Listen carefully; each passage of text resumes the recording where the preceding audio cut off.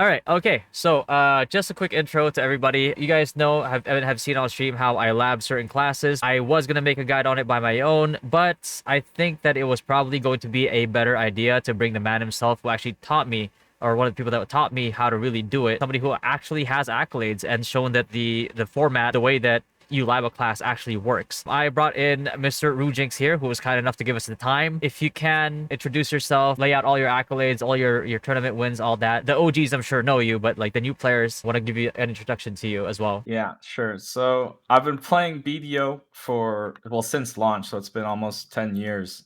I started out as a wizard for the longest time. I played it for 4 or so years. And then I've been hopping around between classes since then. But I've participated in multiple Best in Guild tournaments.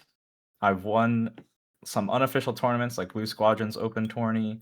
I won Godlike Wizard, recently Master Wusa. I've won like the seasonal tourney on Dosa, and I got made it to the semis and on Scholar.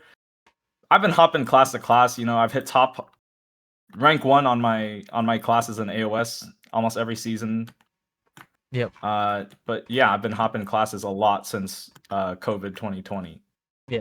And you've done like exceptionally well in all those classes too. And that's kind of like why I wanted to bring you in today because a lot of new players that, especially like including myself, that came into BDO and are kind of like a little daunted by the process of learning a class because BDO, there's no combat like it, right? For new players, it's always like tough to kind of like learn a new class with the same concept as say other games. But first, before we get into the meat of it, I kind of wanted you to share with people the mentality going into learning a new class first, and then we can dive into it. Yeah, so I always like to start by saying don't read a guide, don't like refer to other people when you're first starting a new class, but I think it's important to understand why that is. So the most important thing that you need to learn when you're developing a new class is like how you want to approach it and develop your own playstyle.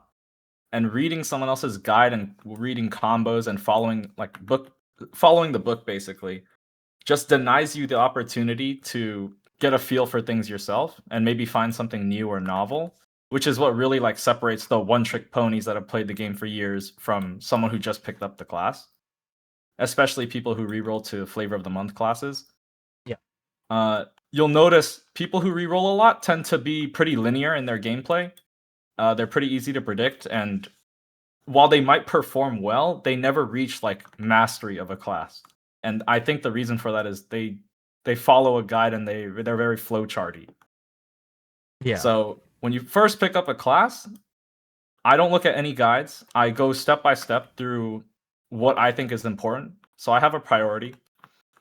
When I pull up a skill menu on any class, Yep. first thing I do is I figure out how to move. Because if you don't know how to move, you can't enable yourself to get kills, get CCs, survive. Movement is the key to all of that. So generally, I'll look for any iframes. I'll look for super armors that move me. And then I'll put all of those on my cooldown slots. So you'll see for Scholar, if you look at my UI, I have it set up in a very particular way, where my 2 big iframes are the first ones. Yep. My big mobility is also on like the first bar. And the super armor movement is off to the side. And so that's how I get my first part down. And I'll literally sit in BA or like just in Heidel, just rotating movement and making sure that protection icon just doesn't budge. If it blinks at all, it means I need to do some more reading on the skills. Yeah. And Scholar's a pretty like hard example to show because she has like 13 movement abilities that you need to rotate perfectly. So it's a little complicated, but that's literally like the first step is I literally just learn how to move and I'll jump around in town. I don't fight any players. I don't fight a dummy. I just jump around. Yeah. So the first concept, for the first step of labbing a class or learning a class is basically movement, and the idea behind it is to have perfect movement to the point where you don't really leave gaps that are not protected, right? Protection being super armor, iframes, and all that, right? Exactly. Yeah. And the second part is like solving a problem that comes from learning movement first. When you learn movement first, so your stamina bar drains really fast. Like you'll see right now, my stamina bar is hitting 0. Yeah. And so the second part about learning a class for me is figuring out how to remedy that, how to fix the stamina issue. So on Scholar, there's some like neat technology where like I linger certain movement skills. I use certain skills in a specific order because they use less stamina. What you're doing And right like now. certain interactions, like right now, I'll do WC LMB on Scholar, and it makes LMB not cost stamina when it normally costs stamina. It's small stuff like that that I pick up on the way while I'm learning. And none of these things are things that you basically see on a guide. You kind of like just by actually playing the class and knowing your movements, you kind of like notice these things as well, right? And I think that's very common. You mentioned playing Wizard before, and like in Wizard, there were no guides before. We kind of just knew that if you right click while charging up Fireball, it instantly like flew it out, that type of thing. That's like something that is very prevalent, I think, in a lot of classes in BDO. So after movement, So well, after movement, there's kind of like two ways you can go from here, depending on what you prioritize more. You can either look to either get catches or damage dump. For me, if you pick like going for CCs, that's more of a small scale thing, and if you pick how to damage dump, that's a large scale thing. yeah, And in my opinion, every player should learn how to small scale before they learn how to large scale. And just because small scale tends to teach you more finer control over like your micromanagement, and you can commit that to muscle memory before you look at like large scale and macro gameplay, what you should be doing in like specific scenarios. yeah, Mastering the mechanics of small scale makes it much easier to learn large scale later. And large scale tends to develop bad habits in like small scale. Small scale is all about managing your iframes so that you're uncatchable, and your SAs. So SAs protect you from like random CCs, and then iframes, you need to learn how to use them to dodge grabs. That's like the TLDR. yeah, And for some classes it's easier, some classes it's harder. Like classes with SA, primarily SA movement, I'll use Warrior as an example. Like their main dash is an iframe, but it has a 2-second cooldown. So dodging grabs is much harder on that class than it is for a Scholar, which has like iframes on demand. And in that case, you have to really know how to space rather than manage your protections, but that's a separate thing. yeah, So learning how to catch is mostly just knowing your primary protected CCs. For me, on Scholar, that's Golden Thunder, 6-second SAKD, and Attraction, which is a knockback with an iframe and a gap. yeah, And the grab. So once I know my catches, I know what I'm playing for. And my gameplay loop will revolve around that. So I'll think to myself, okay, what's the downside of throwing my spacebar when I don't know what they're doing? And to me, that's like not having a re-CC in a combo. What's the downside yeah, to throwing my Q? It's having a gap that can be punished. Same thing with grab. So I'm really following this order of like, I have something I want to solve.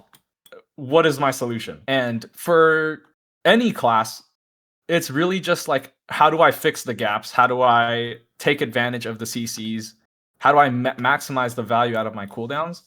And it'll vary class by class, but the best way to learn it is before hitting the arena, hitting like a friend, pulling them in arena.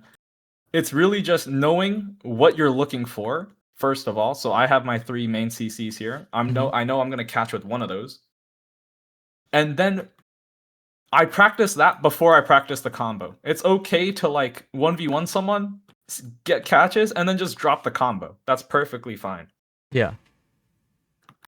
It's learning things incrementally that's really important, because then you're building your habits up slowly. Yeah.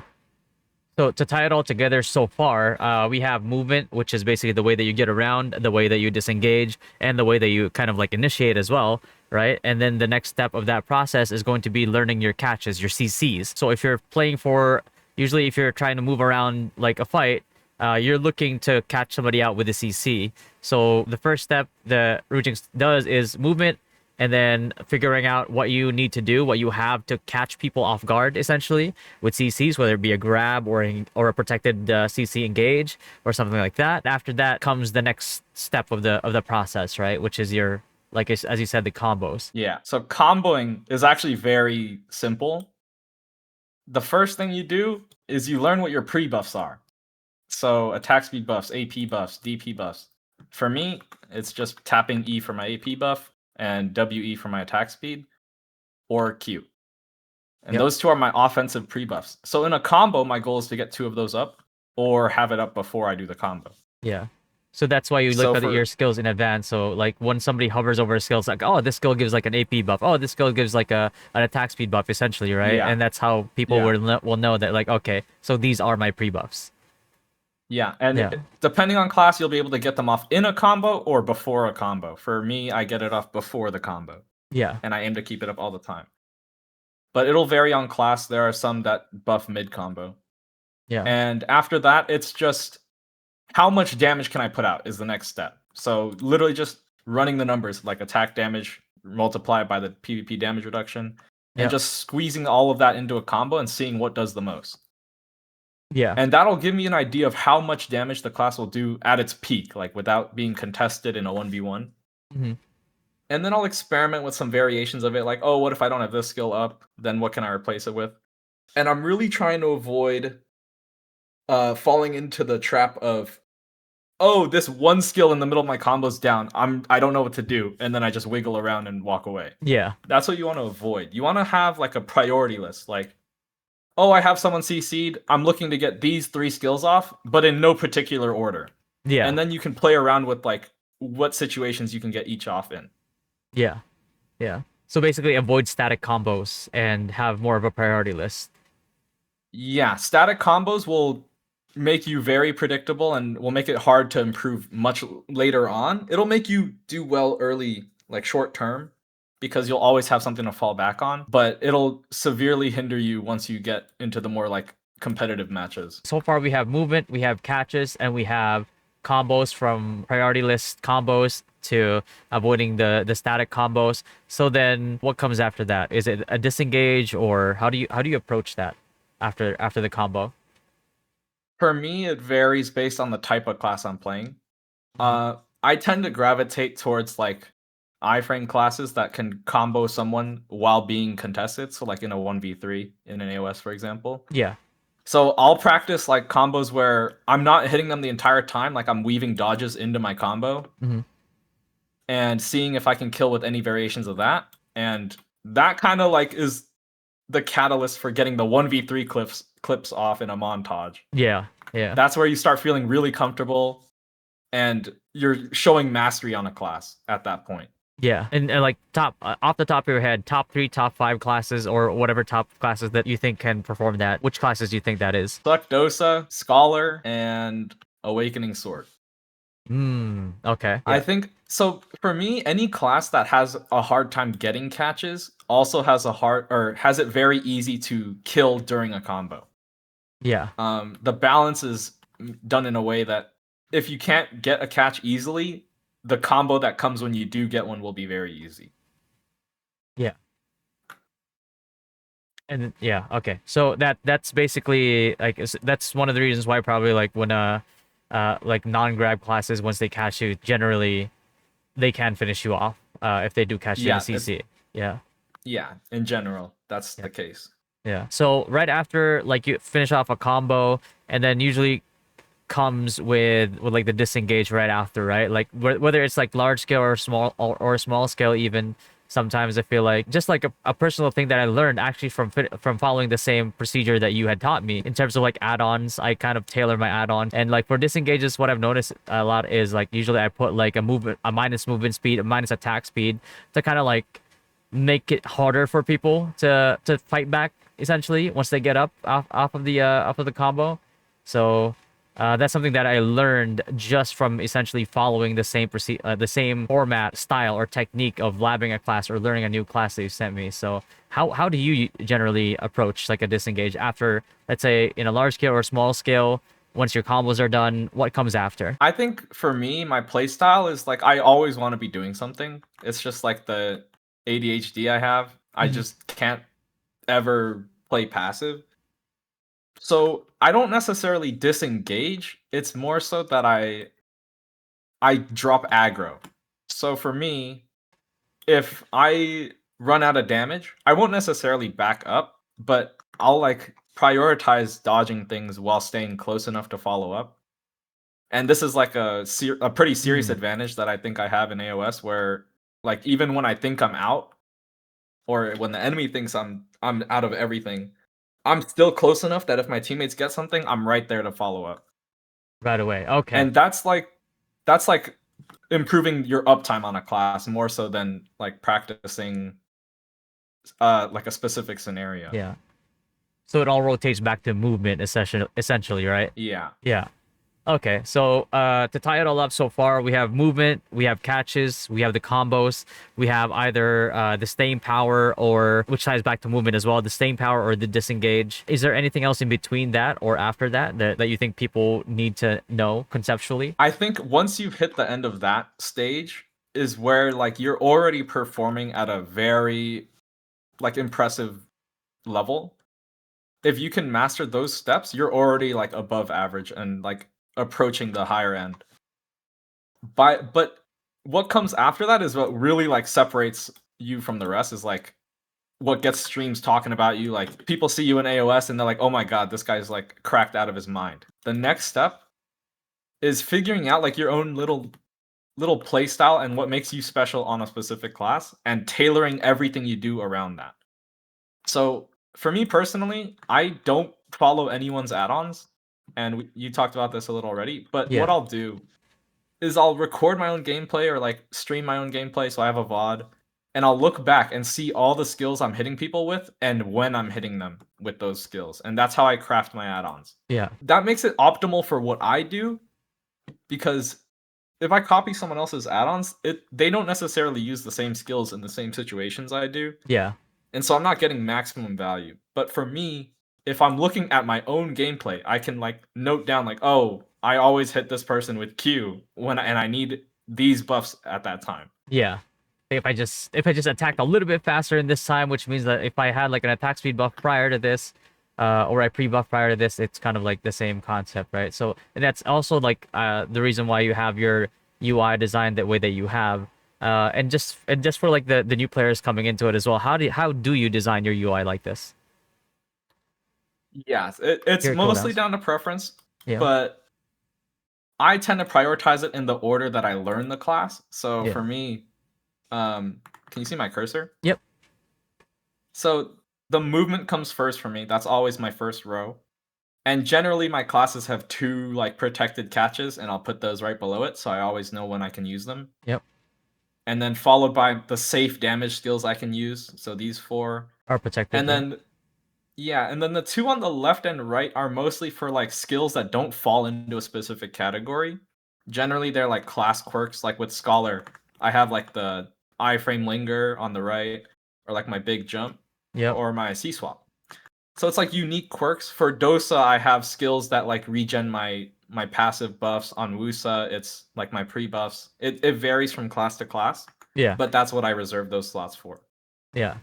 And then at the bottom are skills that I need to know the cooldown of, but not necessarily all the time. Like let's say I have someone in Hmm. a combo, I'm like, okay, my main skills are down, then I'll glance to the bottom. Yeah. So that's basically cooldown, and that's like part of it too, the cooldown tracking and making it so adjusting your UI to the point where it's like it's easier for you to track. If you categorize it in the way that you do, for example, it's much easier to, especially for new players that are not quite familiar with the icons of their classes quite yet. Especially like for right now, like for example, for me, I'm trying out Seraph. I haven't quite memorized all of the icons right away, but like if I have mine categorized in the way that you do yours, for example, it does make it easier. Now, people don't necessarily have to follow that same UI format or UI like shape. Doing it in a way that makes you more comfortable with it. Like for me, for example, I put mine on the left of the screen more than like the lower center. Kind of like for people, they should definitely adjust it to a way where they're more comfortable with and it's more visible for them. It's easier for them to spot it, right? So that's definitely a really, really good tip. You can adjust that UI by just like doing edit UI, right? And you can assign those skills in the skill window, right? And just in the skill Yeah. window. Yeah, skill cooldown slot. You can see there on the window it's labeled CD1, CD2, CD3, CD4. And when you go into And then your on edit the UI, UI, yeah, you can place them wherever you want on the screen there. So for new players, that's going to be a really, really good way to try to improve your cooldown tracking. I just like to add that like add-ons and skill cooldowns should not be like static. I think Mhm. every very high-end player that I know that I think is like masters of their class they don't keep the same add-on set, they don't keep the same UI, they're always changing it around. And, like, some of my friends that have played the game with me this entire time, we change our add-ons on a daily basis sometimes multiple times a day. Yeah. And experimentation is, like, really important to figuring out, like, what you're missing and fixing issues that you're running into. Well, there you have it. Can actually move on to the last part of the video, which is like the final comments that, they kind of like a message to new players going into BDO. Like there's always gonna be. I mean, the people who have been complaining about the game dying for the past 5 years now. It's not going anywhere anytime soon, right? So, and there are still new players coming into the game. It seems like every time a KR game fails, BDO gets an influx of players because again, it's like the fallback that people have. The same way that like WoW players fall back to WoW because it's proven and tested that it gives you something that no other game kind of gives you, right? So for the new players or people that are a long time away from BDO and returning, what would be like your message to them essentially when it comes to like the daunting task almost for every new player of learning a new class or a new game like BDO? I think for BDO especially, there's, like, a very bad toxic culture around, like, you need to be good at the game to engage in PvP, and that's just not true. I think nowadays especially, people are just scared to, like, play bad or look bad. Because when I first played, like, it was very casual. No one ever, like, came at you for wanting to try something new, wanting to, like, engage in node wars when you didn't know what you were doing. Yeah, And, like, all the players I see that are around today had that experience of, like, playing super casual, but still being involved. yeah, I think there's a huge, like, gatekeeping attitude around, like, the high-end AOS players especially, where, like, if you they just say, "If you're not good at something, just give up now," right? yeah, I think, like, that is the worst way to approach BDO because it takes, like, the entirety of the fun out of it. yeah, I think it's perfectly acceptable to just, like, hop into BA1, find some random person to hit, or, like, hop into AOS ranked or customs or practice, it doesn't really matter. Literally just play the game and try to learn the most you can, and the appeal of BDO will show itself one day. it is very encouraging too, especially like when you're going into something that's like even geared like AOS, right? That as long as you're not like just legitimately trolling and you're actually learning or trying to learn the game, I think there's absolutely no shame or you shouldn't hesitate to go into these things and try to practice, right? Because as long as you're learning something, then yeah, and you're improving, your rank will and your skill level will naturally rise. Yeah, also there's a lot of people in BDO that are willing to help if you ask, but it's really hard to get a hold of them.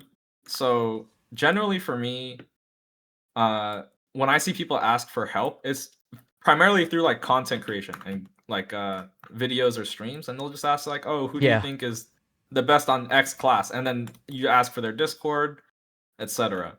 Like when yeah, I posted like my first montage on Wusa, I put my Discord in the comments or in the description, and literally over the next month, I got hundreds of DMs from people just asking about Wusa in general, and I answered all of them. yeah, So and like, don't be afraid to reach out, especially to people you think are, like, absolute beasts on their class. And, yeah, like, even in, like, if you just look at the top rankings for AOS, like, if you've managed to get a hold of any of these people's Discords, I'm sure over, like, 80% of them will respond. yeah. So I think that's something that needs to be addressed, I believe, because whenever there's talks about BDO, it's always toxic PvP and all that, and there is some merit to that, yes. But I feel like my experience with the BDO community, even from like just a player perspective or even just from a content creator perspective, it's been very welcoming. As a player, it's like I've had no issues or struggles at all at finding people to give me advice to people are just ready. Like sometimes I don't even need to ask. People are just like, hey, want to hop in BA? I know you're learning that class, right? So it's been very, very, very welcoming. And even in the content creation space, the moment that like people hear like, oh, you came from TNL, instead of like, oh yeah, did your game die, something like that, instead of like some snarky comment, all I got was, well, welcome to the BDO community, right? It's like if you have any questions, like if you want like resources, if you want to know like who plays well in your class, just let me know. I'll try to get you in contact with them. And that's my whole experience. And I think BDO does have, because of, again, the negativity are always the ones that make it to Reddit, that make it to like Reddit comments and all that, that kind of like gives the game a bad light. But in all honesty, people at the higher end of skill level wise, and these guilds in BDO are actually incredibly welcoming and incredibly helpful. Much more helpful than like a lot of games that I've actually played. You know, like TNL being one of them. Like, I've never seen a community that is so happy and excited and willing to give the time of day to teach a new player, fully knowing that they're going to be touching upon the basics that they've probably touched upon with a lot of other players, right? So I just wanted to give that shout out to like to BDO, to the BDO community, as much dooming as there is, and you know, otherwise, like I'm somebody who's like new to the BDO like community content creation like space, right? So when you think about it, somebody who has accolades like Rujing, this guy doesn't know me at all, but all it took was like, okay, I really want to learn how, instead of asking, I think what was it that you told me when I first started, is like, instead of asking like, oh, what are the combos, all that, is like, I think I asked you, what's your process in learning a class? And then your first comment to me was basically, all right, get ready, sit down. I'm gonna I'm gonna get you through this lesson, and you're gonna be you're gonna have like something that you can work with for any class, essentially, right? So I think, yeah, I think the shout out and credit needs to be given where credit is due. That, yeah, if you're a new player, don't be afraid to talk to like the the players that have been playing in a long time. Everybody, or almost everybody, is willing to help. Yeah, we all want competition, so when we see new faces, it's very exciting.